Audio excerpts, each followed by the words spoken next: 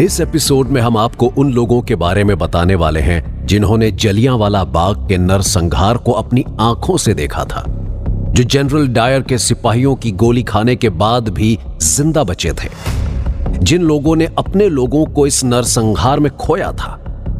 आइए हम उनके ही शब्दों में इस नरसंहार की क्रूर कहानी को सुनते हैं। 13 अप्रैल साल 1919 को जब जलियांवाला बाग नरसंहार हुआ तो उस वक्त वहां रतन देवी भी मौजूद थीं। उनके पति छाजू भगत जलियांवाला बाग में मारे गए थे।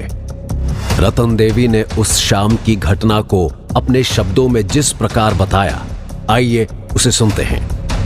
जी, मैं जलियांवाला बाग के पास ही अपने घर में थी, तभी मैंने गोलियां चलने की आवाज़ सुनी। उस वक्त मैं लेटी हुई थी जी।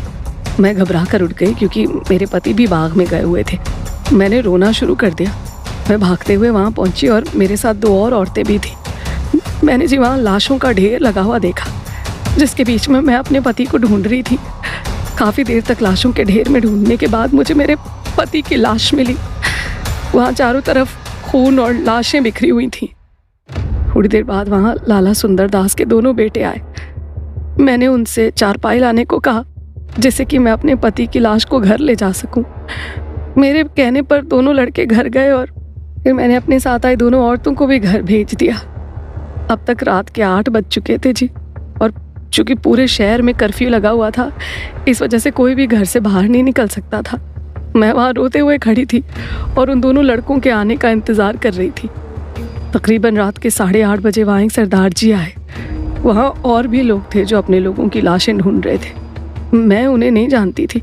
मैंने सरदार जी से मदद मांगी ताकि मैं अपने पति की लाश को वहाँ से निकालकर किसी सूखे स्थान पर रख सकूं, क्योंकि वहाँ पर चारों तरफ खून ही खून बह रहा था। उन्होंने लाश को सिर की तरफ से पकड़ा और मैंने पैर की तरफ से, और हम लाश को सूखे स्थान पर ले गए और उसे लकड़ी के एक टुकड़े के ऊपर रख दिया। मैंने रात के 10 बजे तक इंतज़ार किया, लेकिन वहाँ कोई नहीं आया। फिर मैं वहाँ से उठकर कटरा आलूवालिया की तरफ चल पड़ी। मैंने सोचा कि मैं ठाकुर द्वारा में पढ़ने वाले लड़कों से मदद लेके अपने पति की लाश को घर लेकर चलूं। मैं अभी थोड़ी ही दूर गई थी कि तभी वहाँ पर खिड़की के किनारे पर बैठे हुए कुछ लोगों ने मुझे रोक लिया। उन्होंने मुझसे पूछा कि इतनी रात को आप कहाँ जा रही हैं। मैंने कहा कि मुझे अपने पति की लाश घर ले जाने के लिए कुछ आदमियों की ज़रूरत है। फिर उसमें से एक ने बताया कि अभी वो एक घायल आदमी की मदद कर रहा है, और अब समय रात के 8 बजे से ज़्यादा हो गया, इसलिए अब कोई भी मेरी मदद के लिए नहीं आएगा। फिर भी मैं कटरा की तरफ जाने लगी, और वहाँ पर भी एक आदमी ने मुझसे यही सवाल किया। मैंने उससे भी वही बात कही कि मैं अपने पति की लाश उठाकर घर ले जाना चाहती हूँ, लेकिन उसने भी वही पहले वाले आदमी की तरह ही जवाब दिया। अभी मैं 3-4 कदम ही आगे बढ़ी थी कि मैंने एक बूढ़े आदमी को देखा। वो वहाँ बैठा बीड़ी पी रहा था और उसके आसपास कुछ लोग लेटे हुए थे। मैंने अपने हाथ जोड़कर उन्हें अपनी पूरी बात बताई और उनसे मदद के लिए कहा। उन्हें मुझ पर दया आ गई और उन्होंने अपने बगल में लेटे हुए लोगों को मेरी मदद के लिए कहा, लेकिन तभी उन लोगों ने कहा कि अभी रात के 10 बज रहे हैं और अब उन्हें कहीं जाकर पुलिस की गोली नहीं खानी है। वो समय था जब कोई भी बाहर नहीं आना चाहता था, और आखिर आते भी कैसे, सबको अपनी जान प्यारी थी। फिर मैं परेशान होकर वापस बाग में पहुंच गई और अपने पति की लाश के बगल में बैठ गई। वहाँ फिर मुझे एक बांस का डंडा मिला, जिसकी मदद से मैं कुत्तों को दूर कर रही थी। तभी वहाँ मैंने 3 आदमियों को दर्द से कराहते हुए देखा। एक भैंस भी दर्द से जूझ रही थी और एक लड़का लगभग 12 साल का, वो भी दर्द से करा रहा था, और वो मुझे वहाँ से कहीं जाने से मना कर रहा था। मैंने उसे बताया कि मैं अपने पति की लाश छोड़कर कहीं नहीं जा सकती। मैंने उससे पूछा कि क्या तुम्हें ओढ़ने के लिए कुछ चाहिए, अगर ठंड लग रही हो तो मैं उसे ओढ़ने के लिए कुछ दे सकती हूँ। लेकिन उसने मुझसे पानी मांगा, और उस जगह तो पानी कहीं था ही नहीं। मेरे लिए वहाँ एक एक पल काटना मुश्किल हो रहा था। तकरीबन 2 बजे रात के सुल्तान गांव का एक जाट था जो कि दीवार से सटकर लेटा हुआ था। उसने मुझे अपने पास बुलाकर उसका पैर उठाने के लिए कहा। मैं उठकर उसके पास गई और खून से सने हुए उसके कपड़े हटाए, तब जाकर उसके पैर को ऊपर उठा कर रखा। इसके बाद सुबह के 5:30 बजे तक वहाँ कोई नहीं आया। सुबह लगभग 6 बजे लाल सुंदर दास, उसके बेटे और मेरी गली के कुछ लोग चारपाई लेकर वहाँ पहुँचे, और तब मैं अपने पति को लेकर घर आई। मैंने वहां बाग में और लोगों को भी अपने घर वालों को ढूंढते हुए देखा। मैंने पूरी रात वहां गुजारी। उस रात मैंने क्या महसूस किया था ये शब्दों में बताना नामुमकिन है। वहां लाशों का ढेर लगा हुआ था। कुछ जमीन पर सीधे पड़ी थी तो कई लाशों का सिर जमीन में धंसा हुआ था। उनमें काफी सारे मासूम बच्चे भी थे। मैं जी उस रात को कभी नहीं भूल सकती। मैं उस भयानक जगह पर अकेली बैठी हुई थी। पूरी रात सिर्फ कुत्तों के भौंकने की आवाज और गधों के चिंगाड़ने की आवाज सुनाई पड़ रही थी। सैकड़ों लाशों के बीच बैठकर मैंने रोते हुए पूरी रात निकाली थी।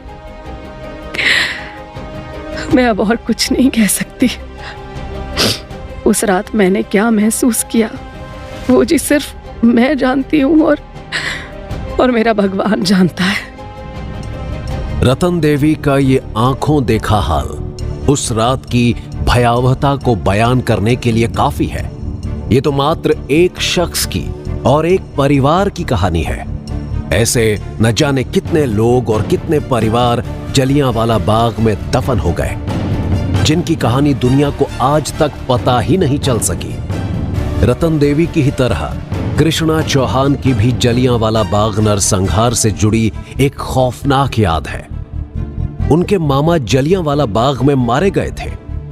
कृष्णा चौहान बचपन से ही जलियांवाला बाग की खौफनाक कहानियां सुनाती आ रही हैं। कृष्णा चौहान के मामा जी मेलाराम नरसंहार के वक्त मात्र 18 साल के थे। जब पुलिस ने वहां पर फायरिंग करना शुरू किया तो हर कोई घबरा उठा।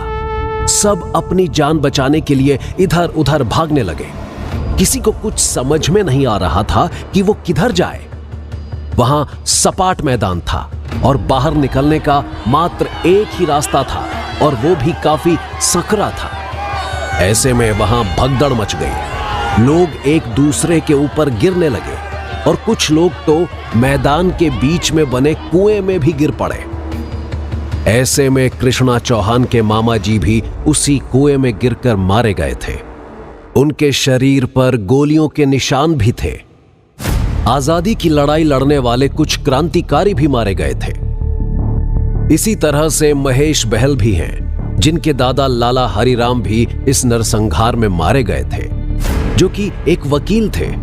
लिस्ट बहुत लंबी है, शायद हजारों लोग इस नरसंहार में मारे गए थे।